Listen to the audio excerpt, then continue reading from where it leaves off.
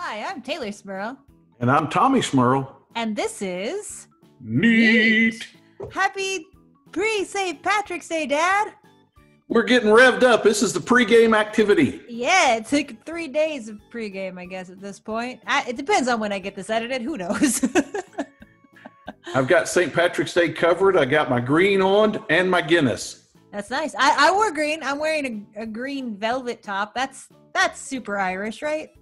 Yeah, that'll do. No. As long as it's got green in there. It is definitely. It's a deep forest green, but it counts tonally. See, it says Guinness. It's got the harp on there. Got Guinness on the sleeve. And, of course, 1759. So if you listen to the episode, you know what that 1759 means. It's when Guinness was founded. It was the year it all began. Yeah. When first Arthur, found St. James Gate and leased it for 9,000 years. Arthur number 1 did it for Arthur number 2.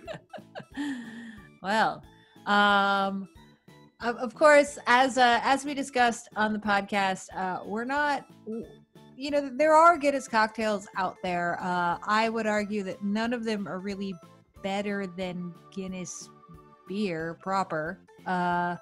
So there's what we're gonna make one drink, or I'm gonna make one cocktail tonight just to kind of play around. But I think the main focus of this episode is just gonna be drinking and enjoying Guinness. I think Dad has a lot of Guinness there that he's gonna drink and enjoy. I have a lot of Guinness. I got cans and bottles. I mostly, like I said, prefer the can, but I just wanted to show the difference in the cans and the bottles. So there's a beautiful design of the bottle with the harp on it. The design of the can, it's the same way. Big harp on the back, little harp with Guinness on the front. Now mine are extra stout, and they're 5.6 alcohol by volume. That's a little different, right? Yeah, that's a different one. I noticed they had that one in there too. This is their regular, and that's their extra stout that they brewed. That's what I have to work with. All right. All right. Well, you have a different one than I do then. Oops. Well, let the games begin. First, we'll pour the bottle in. Guinness. He's beginning to say, yep, you've been hanging around me too long.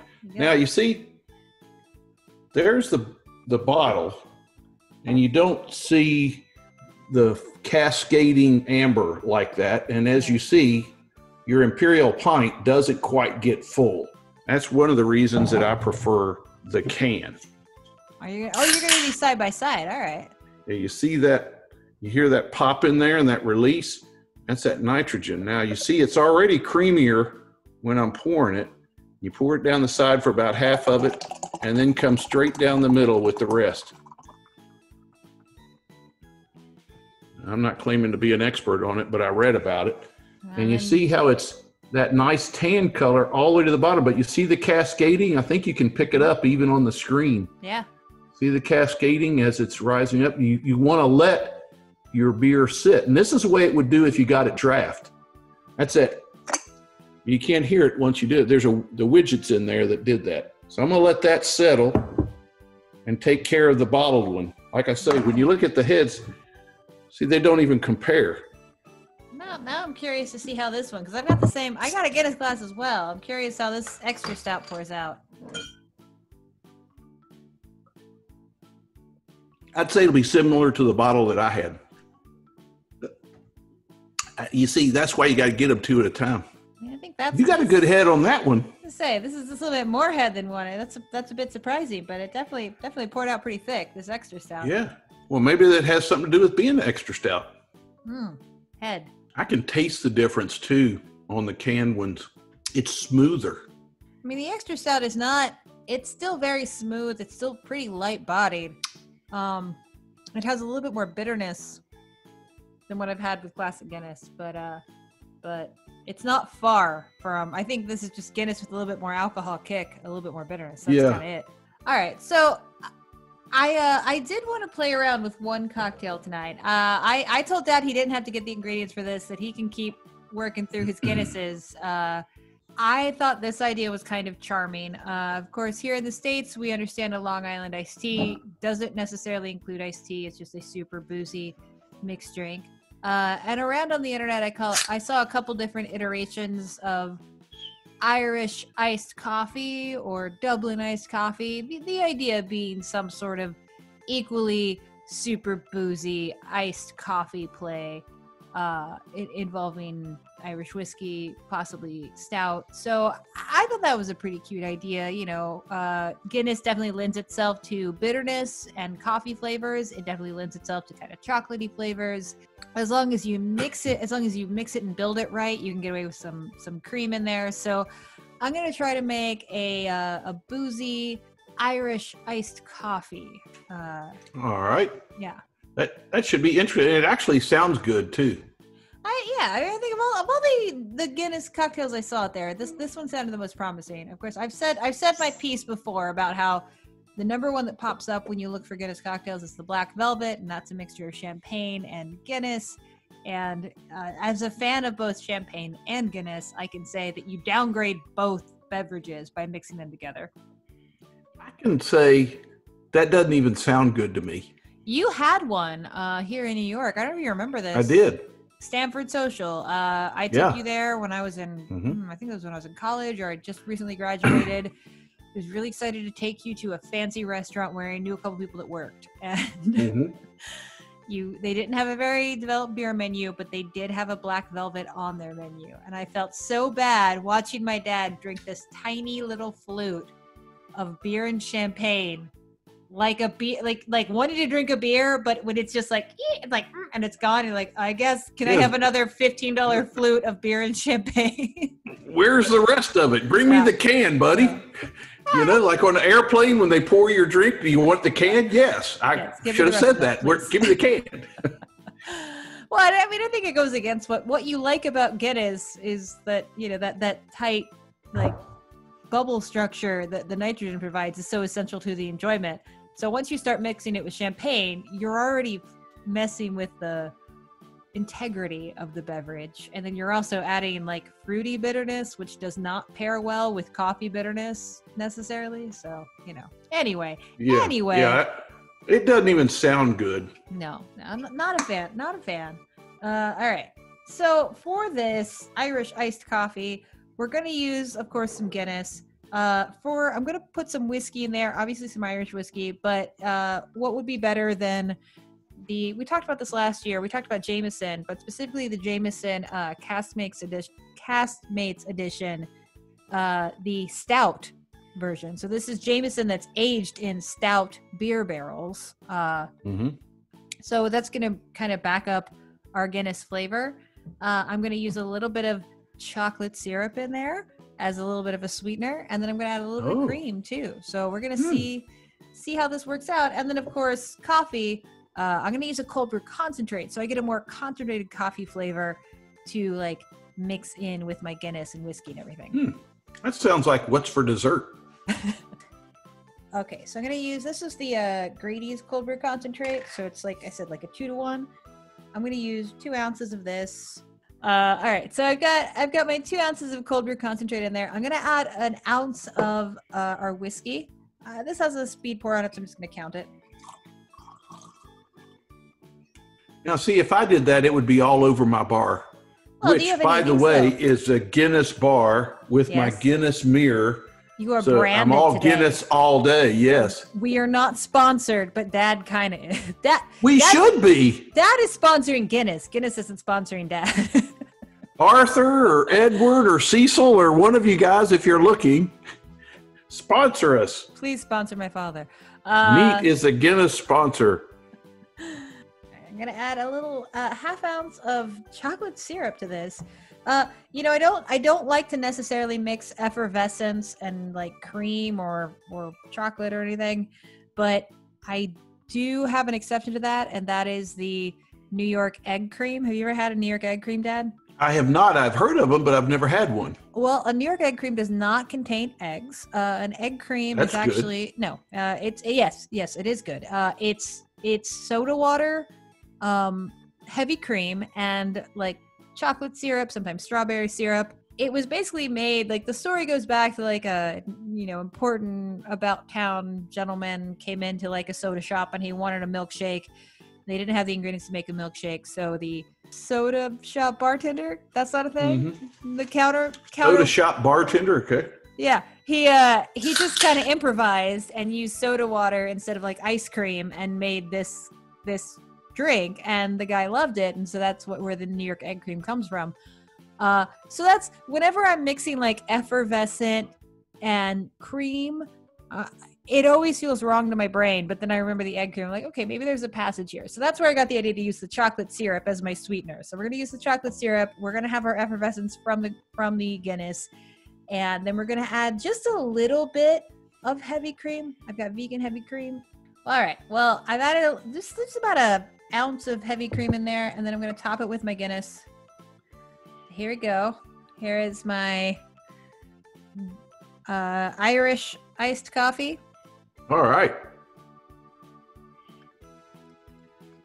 You know, I will say the problem being with a lot of Guinness cocktails that I would rather just have a Guinness. This is an entirely different experience, which I think is the goal. Like, you're not going to one up the Guinness. You're just going to need to create something with it that is super different.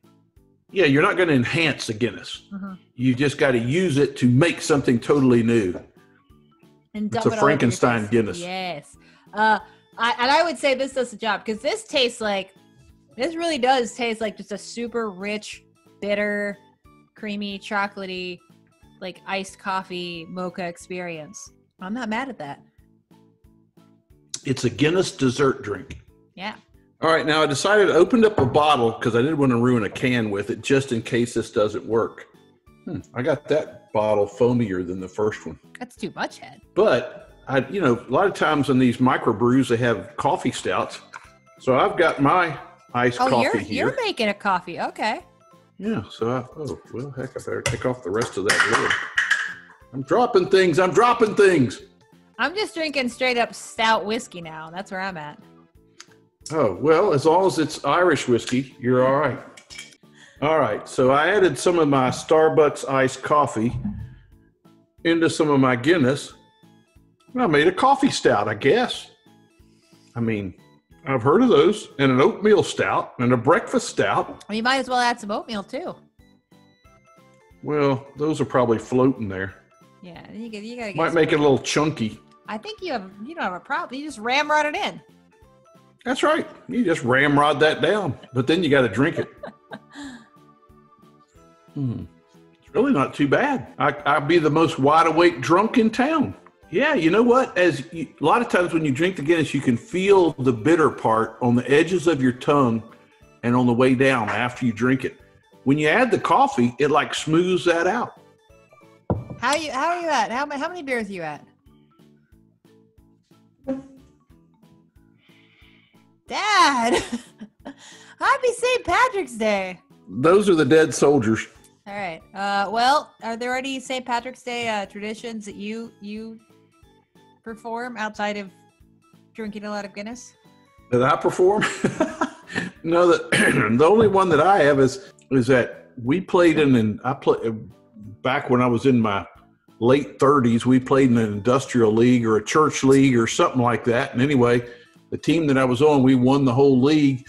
And so we went out drinking the next night, and it happened to be the day after St. Patrick's Day. So I guess we won it on St. Patrick's Day on a Friday night, and then we went Saturday night out drinking, all of us and our wives, and we rented a room up at the old Heritage Station, and they had green beer left over from the night before.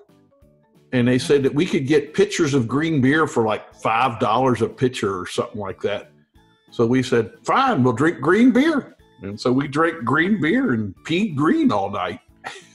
So drinking here, I don't have, I guess some part of us is Irish, but I don't have any great connection with our Irish heritage, I'm sad to say. I spent about a week in Dublin. It was actually, it was a great experience. This was back in like 2000. God, this is 2008. It was right after I graduated college, and I was couch surfing. So that meant I was not in like an Airbnb. I was sleeping on literally other people's couches that had just agreed that I could meet up with them and sleep on their couch. And it was a very risky game. There were a couple encounters that turned out not great, but my Dublin encounter was awesome. There was this girl. Yeah, I was afraid you'd encounter a serial killer. I mean, there was like, I literally fled Florence because the guy that was supposed to host me in Florence, I always only accepted positions if they guaranteed that I was either on a couch or in my own bed. And this guy guaranteed that, like everybody else. I always ask that question, like, I have my own space to sleep, right? Like, it's okay if it's a couch. It's literally okay if it's on the floor. I just want to make sure I have my own space to sleep. And this guy said yes, and I showed up. He was like, nope, you're in my bed. I was like, oh, I'm leaving Florence with nowhere to go. So I was going to Dublin like 3 days ahead of the time with nowhere to go, and I just put up a help me to Dublin, and I ended up on this lady's couch named Maggie. She was an artist, and she was super cool. And I met her at her art school, and she like took me out to a wine bar, and then we got Chinese food in Ireland. And her name was Maggie? Her name was Maggie. And she she was a photographer, and she was a brilliant artist, and she was cool as shit. And I had a very different view of Ireland through her eyes, which was just, it was the same. It reminded me a lot of how I would show somebody New York. You know, if I showed somebody New York, I wouldn't show them pizza and bagels. I would show them, here are the things I like. Here are the things that I think are good. Did you ever say, wake up, Maggie, I think I got something to say to you?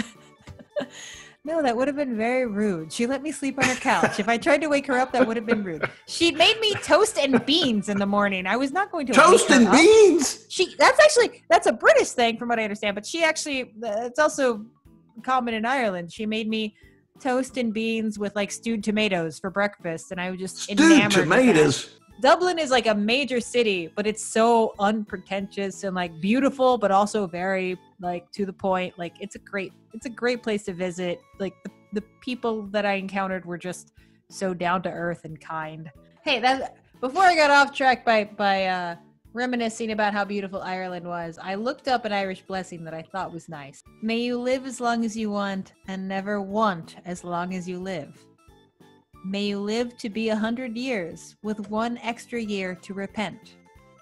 May God grant you many years to live, for sure he must be knowing. The earth has angels all too few, and heaven is overflowing. Here's to a long life and a merry one, a quick death and an easy one, a pretty girl and an honest one, a cold beer and another one. Cheers. Cheers. So, hey, if you want to find us on social media, you can tweet at us at Neat Boozecast, or find us on Instagram at Neat Boozecast. If you want to email us, you can email us at neattheboozecast@gmail.com. If you want to join our Patreon, rewards are going out this week. So, hey, I'm bad at keeping track of who gets rewards and who doesn't get rewards. So if you join before I send them out, you'll get multiple months of rewards. That's great. And don't forget to smash that subscribe button. Smash things for Dad.